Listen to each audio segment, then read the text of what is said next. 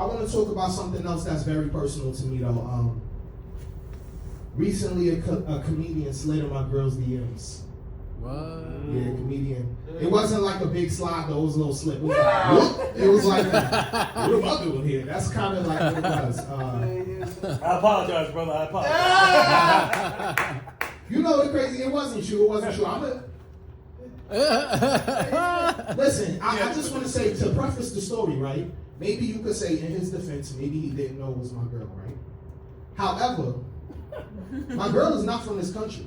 The only way for you to know her is through me. That's the only way that you could possibly know her, right? I imported her here. That's an import. Niggas didn't even know DoorDash. That's what I call it. DoorDash. Use my promo code Brownsville. You feel me? Niggas didn't even know you could do that. I'm the first nigga to import a Canadian Jewish girl to fucking Brownsville, son. I'm the soldier boy of Brownsville. You know what I'm saying?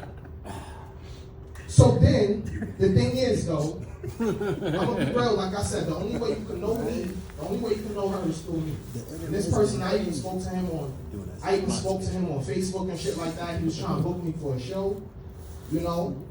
And honestly, I'm kind of glad he did it.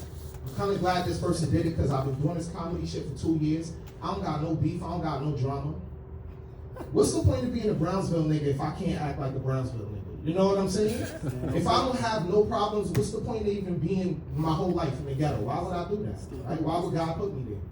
So with that being said, Julius Carr, I'm on this nigga's ass. I'm on this nigga's ass. Take my words and spread them back through the land. I'm on this nigga's ass. You know his fucking ass, boy. I'm gonna be real with you. My New Year's resolution was to step on shit. That was my New Year's resolution. Step on niggas. Yeah. I do gotta say though, I don't know how old dude is, but like, if you being outside is making you cross path with young niggas from Brownsville, you need to step outside. You need to stop. You need to get out the streets, nigga. Reevaluate. This shit is about to get spooky. You feel me? The comedy game will never be the same after this, my nigga. I'm telling you, this shit is about to get hectic. In his defense though, even if my girl did go for the shit, even if she did try, I'm calling ICE. I'm getting her out of here, my nigga. She's back. Snow Bunny, go back home. Get the fuck out of here. I'm back outside with my black queens. You know what I'm saying? I'm gonna be back out. Yeah, I'm trying to be staticky this year. I'm trying to be the 50 Cent comedy.